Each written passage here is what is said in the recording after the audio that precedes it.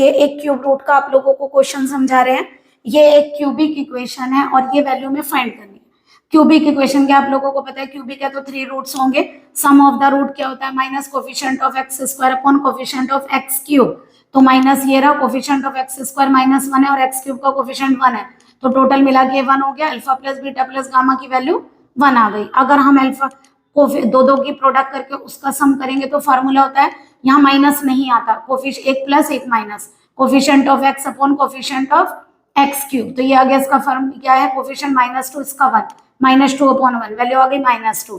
अब अगर हम प्रोडक्ट ऑफ द रूट निकालते हैं तो constant upon coefficient of x cube with negative sign, क्योंकि एक पॉजिटिव एक नेगेटिव एक पॉजिटिव, तो इसका आंसर आ गया कांस्टेंट 1 है और ये भी 1, तो आंसर आ गया -1। अब हमें ये वैल्यू फाइंड करनी थी, चाहे तो आप लोग यहाँ लिख सकते हैं ये वाली वैल्यू।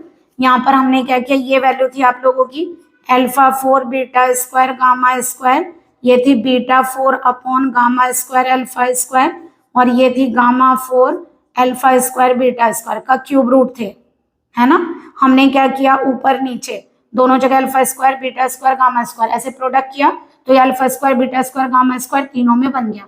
अल्फा बीटा गामा -1 था, अगर हम दोनों तरफ स्क्वायरिंग करें तो बनेगा alpha square beta square gamma square, और -1 का स्क्वायर क्या आ गया +1, तो इसकी वैल्यू तीनों की क्या हो गई 1।